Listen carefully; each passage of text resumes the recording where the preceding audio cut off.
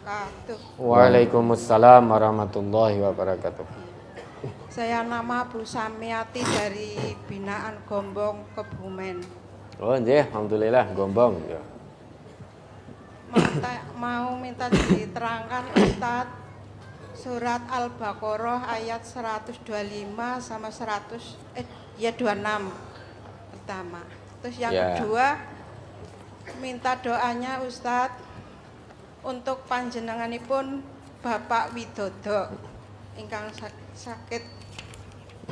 Terus ping kalih nyuwun doanipun kangge cucu kula Aisyah sing pun 8 tahun dereng saged mlampah Ustadz. Nggih. Nyuwun doane semoga bisa jalan dan bisa mandiri. Sudah diobatkan? Sudah Ustadz, ke rumah itu dokter Jafar. Ya, terus proses pengobatannya terus ikhtiar dilakukan semaksimal. Ikhtiar insani. Ya, faida maridtu fahuwa yashfin, itu diyakini. Jika aku sakit, Allah yang akan menyembuhkanku. Itu diyakini betul. Ya udah, ya cukup sekian Ustadz. Terima kasih atas penjelasannya dan doanya. Wabillahi taufiq wal hidayah. Wassalamualaikum warahmatullahi wabarakatuh. Waalaikumsalam warahmatullahi wabarakatuh. Baik, mari kita doakan dulu berdua ya. Allahumma shfihima, Allahumma shfihima, Allahumma shfihima. Tidak apa-apa ya. Sakit itu tidak masalah. Kenapa? Karena kita punya Allah yang maha menyembuhkan. Allah itu asy-syafi, maha menyembuhkan. Kewajiban kita hanya ikhtiar insani, berobat ke ahlinya. Jangan ke dukun loh ya. Berobat ke ahlinya. Sesudah itu berdoa, mohon kepada Allah, tawakal pada Allah. Fa idza azamta fatawakkal 'alallah. Jika ikhtiar insani berobat sudah ditempuh dengan maksimal, kemudian iringi usaha insani itu dengan usaha ilahi. Terus dekat kepada Allah. Allah itu maha segala-galanya. Yang punya penyakit siapa? Allah. Yang punya kesembuhan siapa? Allah. Maka jadi aneh. Orang sakit, dia tidak mendekat ke Allah, tidak mencari Allah, malah mencari dukun. Wong yang punya kesembuhan itu Allah. Ini ibaratnya begini. Panjenengan mau pinjam sepeda motor. Kira-kira jenengan mencari orang yang punya sepeda motor atau yang punya gerobak? Tentu punya sepeda motor. Wong yang mau jenengan pinjam sepeda motor. Sudah tahu dia tidak punya sepeda motor, punyanya andong. Jenengan datang ke situ, Pak, pinjam sepeda motor. Ora nek duweku andong, cetil. Tidak bisa. Allah yang punya penyakit. Kalau kita ingin sembuh, tentu yang utama dan yang pertama yang kita cari adalah Allah. Mendekat dulu pada Allah, terus mendekat pada Allah. Kemudian setelah itu, petunjuk-petunjuk agama, tuntunan dalam agama, laksanakan termasuk berobat pada yang ahli. Ya, tidak apa-apa. Mudah-mudahan Allah beri kesembuhan. Dan beliau berdua diberi keikhlasan, kesabaran. Terus tawakal pada Allah dalam menjalani ujian iman dan takwa ini. Dan dalam menjalani proses kesembuhan dan kepulihan dari Allah. La takhafu wa la tahzanu. Jangan takut, jangan khawatir, jangan pula bersedih hati. Fa insyaallah innallah ma'akum. Insyaallah Allah terus berserta hambanya yang bersabar. Kalau panjenengan bisa bersabar tadi, yang sakit tadi, itu akan dibersamai oleh Allah. Tetap semangat menjemput kesembuhan dari Allah. Jangan putus asa. Oke, baik, terus kemudian ya coba dibaca itu Al-Baqarah 125 126. Surat Al-Baqarah surat kedua ayat 125 dan 126. wa id ja'alnal baita masabatan lin-nasi wa amna wattakhidhu min maqami Ibrahima musalla wa ahidna ila Ibrahima wa Ismaila an tahhira baitiya lit-ta'ifina wal 'akifina war ruk'is sujud. Wa idh qala Ibrahimu rabbi ij'al hadha baladan aminan warzuq ahlahu minas samarati man amana minhum billahi wal yawmil akhir. Qala wa man kafara fa umatti'uhu qalilan summa attarruhu ila adzabin nar wa bi'sal masir. Dan ingatlah ketika kami menjadikan rumah itu, yaitu Baitullah, tempat berkumpul bagi manusia dan tempat yang aman. Dan jadikanlah sebagian makom Ibrahim tempat solat. Dan telah kami perintahkan kepada Ibrahim dan Ismail, bersihkanlah rumahku untuk orang-orang yang tawaf, yang iktikaf, yang ruku' dan yang sujud. Dan ingatlah ketika Ibrahim berdoa, ya Tuhanku, jadikanlah negeri ini negeri yang aman sentosa, dan berikanlah rezeki dari buah-buahan kepada penduduknya yang beriman di antara mereka kepada Allah dan hari kemudian. Allah berfirman, dan kepada orang yang kafir pun aku beri kesenangan sementara, kemudian aku paksa ia menjalani siksa neraka, dan itulah seburuk-buruk tempat kembali. Ya, Ka'bah itu yang jaga langsung Allah. Ya, sehingga siapapun yang hendak menghancurkan Ka'bah tidak sampai detik ini, sampai nanti hari kiamat, tidak ada satupun yang akan berhasil menghancurkan Ka'bah. Dulu pernah ada seorang raja, siapa namanya?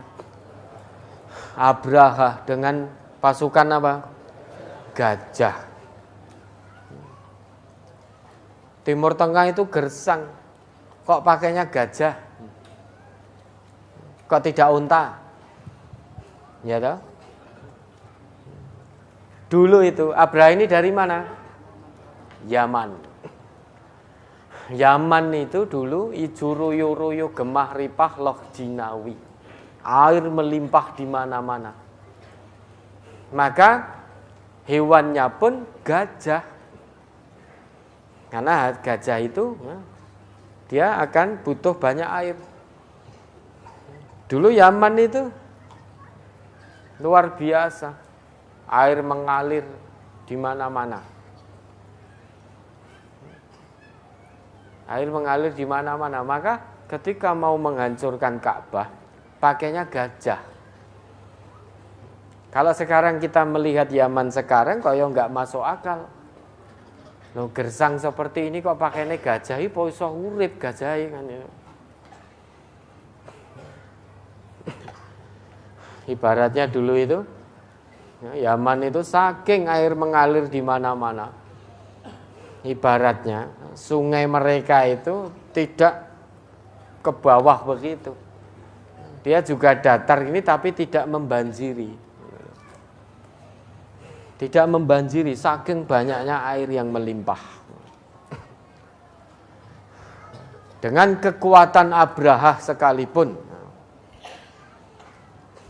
waktu itu Nabi Muhammad belum diutus, belum jadi nabi, belum jadi rasul pada waktu itu.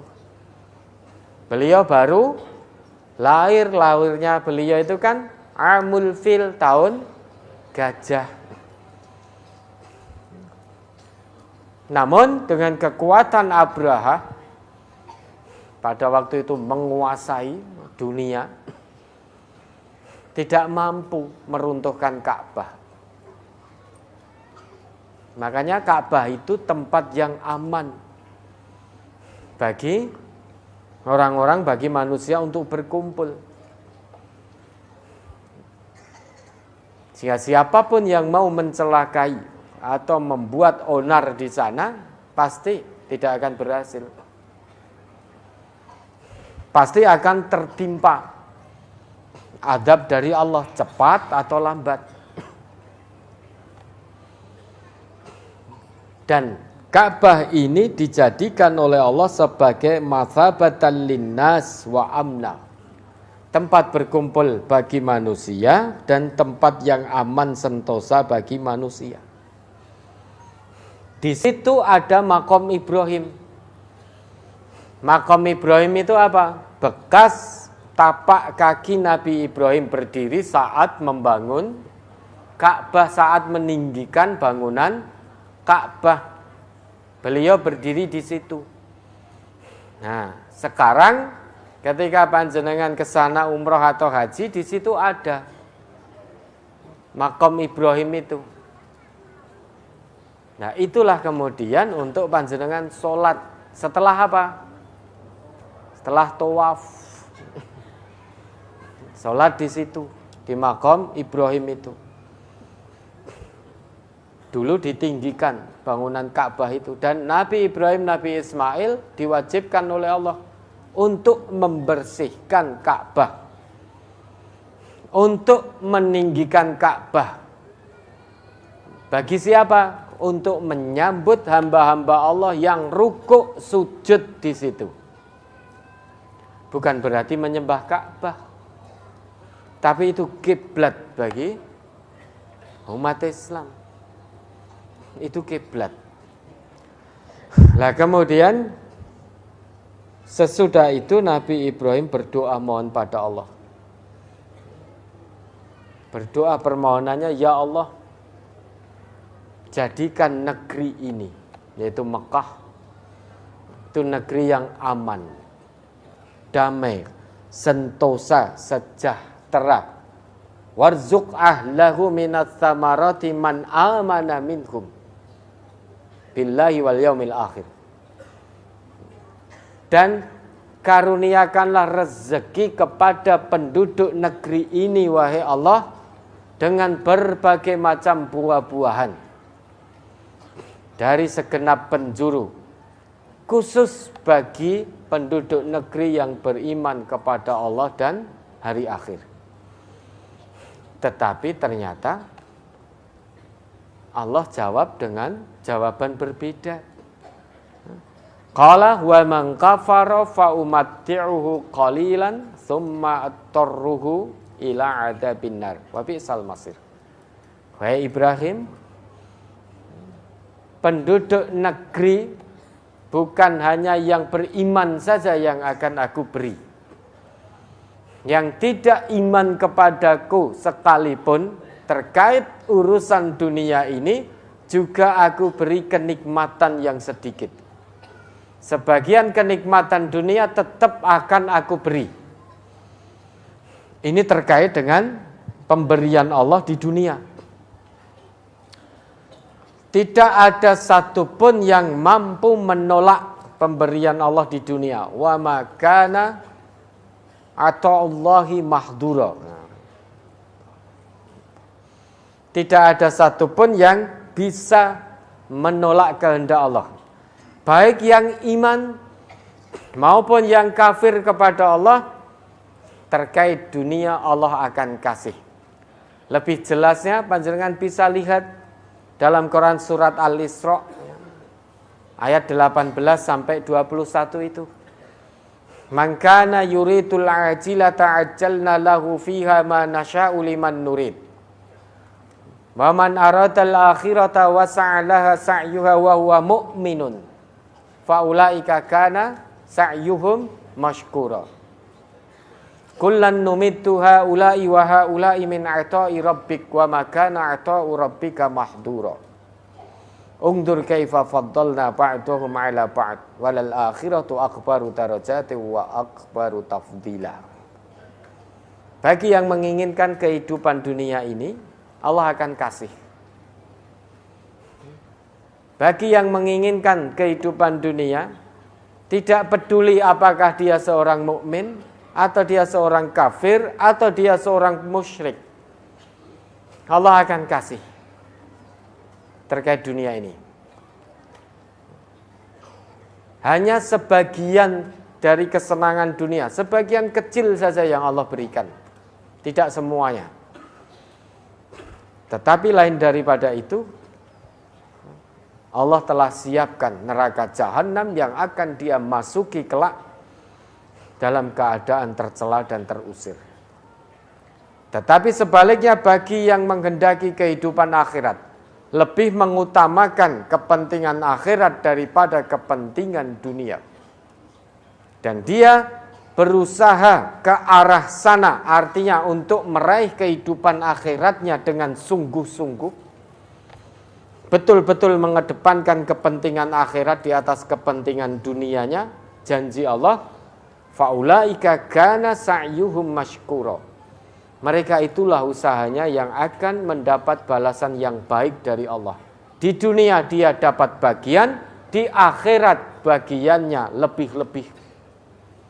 Mendapat bagian yang telah Allah janjikan, kenikmatan yang mala ainun ra'at wala udhunun sami'at wala khatara ala qalbi bashar. Kenikmatan yang tidak pernah terlihat oleh mata manusia, tidak pernah terdengar oleh telinga manusia, tidak bisa dibayangkan oleh benak manusia. Maka akan dijawab dengan, oleh Allah dibalas dengan kenikmatan yang lebih. Golongan ini kullan numiddu haula'i wa haula'i min ata'i rabbik.